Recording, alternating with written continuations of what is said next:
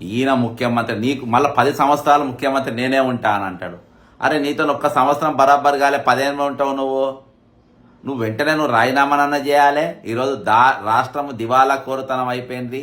నేను ఎక్కడికైనా అప్పు కోసం పోతే నన్ను దొంగను చూసినట్టు చూస్తుండ్రు, నన్ను ఎవరు కూడా దొరను చూసినట్టు చూస్తలేరు. ఈరోజు నన్ను చూస్తే చెప్పులు ఎత్తుకపోయటం లెక్క చూస్తుండ్రు. కాబట్టి ఈరోజు నేను ముఖ్యమంత్రిగా అనర్హుణ్ణి అని చెప్పి నువ్వు చెప్పుకున్నావు. నువ్వు చేత కాకపోతే రాజీనామా చేయబోయి ఎందుకు రాష్ట్రాన్ని నాగం చేస్తావు నువ్వు? ఎందుకు ఈరోజు నువ్వు సంపాదన లేదు, కేవలం అప్పులపైనే ఆధారపడుతున్నావు అంటే అది పాలనే కాదు. గత ప్రభుత్వం చేసిందే నువ్వు చేస్తున్నావు. గత ప్రభుత్వం 7 లక్షల కోట్ల అప్పు చేసింది.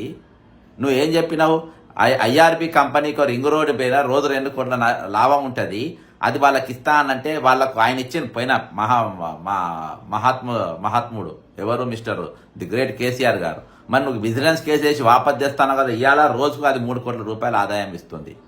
మరి అది వాపసు తీసుకోవాలి కదా. ఈరోజు అదే కాదు, నీకు ఈరోజు హైడ్రాతో ఇల్లు కూలగొట్టడం వల్ల నీకు అమ్మకాలు బంద్ అయిపోయినాయి, రిజిస్ట్రేషన్లు తక్కువైపోయినాయి, ఈరోజు నిర్మాణాలు తక్కువైపోయినాయి. ఆదాయం ఎక్కడికి వెళ్ళి వస్తుంది నీకు? ఆదాయ వనరు మొత్తం నీవే దెబ్బ తీసుకుంటాయి. ఈరోజు ఇది ఒకటి కాదు, ప్రతిది ఎప్పుడైతే నీకు ప్రజలకు ఒక ఆదాయం దక్కుతుందో ఆటో కేంద్ర ప్రభుత్వ విధానం వల్ల ఆల్రెడీ ఆర్థికంగా దేశాలు, రాష్ట్రాలు, మన దేశం మొత్తం దెబ్బతినిపోయింది.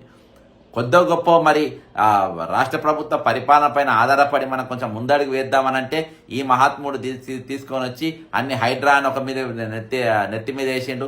మీరు హైడ్రా నెత్తి మీద వేస్తే వేయని, కాకపోతే నువ్వు చెరువుల కరెక్ట్ దాని వరకు ఉండాలి, నువ్వు చెరువు పరిరక్షణ వరకు ఉండాలి. కానీ అది కాకుండా ఈరోజు దాని మీద అడ్డం పెట్టుకొని నువ్వు రియల్ ఎస్టేట్ వ్యాపారం చేద్దామని చూస్తే అది ఎట్లా సాధ్యం? అది ఇదో రెవెన్యూలో ఎందుకు వస్తుంది? ఈరోజు ఏ రెవెన్యూ అయితే ఏ గత ప్రభుత్వంలో ఉన్న ఏ ఫైనాన్స్ సెక్రటరీ వల్ల ఈరోజు ఆర్థిక వ్యవస్థ అనేది చిన్న భిన్నం అయిపోయిందో, ఏ లోటు బడ్జెట్ ఉన్నప్పటికీ ఈరోజు మా ఆదాయం చాలా ఎక్కువ ఉన్నదని చెప్పి రెవెన్యూ చూపించినటువంటి ఎవరైతే ఫైనాన్స్ సెక్రటరీ ఉందో అసలు ఆ రామకృష్ణారావుని తీసుకొచ్చి ఈరోజు నువ్వు మళ్ళీ పెట్టుకున్నావు కదా. మా దివాలా తీరుగా కాకుంటే ఏమంటుంది దీన్ని? ఈ దివాలా కాకుంటే ఏమవుతుంది దీన్ని?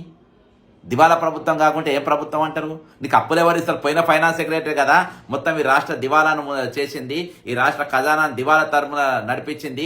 అటువంటి ఫైనాన్స్ సెక్రటరీని తీసుకొచ్చి మళ్ళీ పట్టిండ్రు. ఆయన ముఖం చూసి ఎవరు అప్పిస్తారబ్బా నీకు? ఇక నీ ఒక్కడి మీద అంటే గత ప్రభుత్వం చేసిన తప్పులను సరిదిద్దే ప్రయత్నంలో పూర్తిగా విఫలమైపోయినావు రేవంత్ రెడ్డి గారు.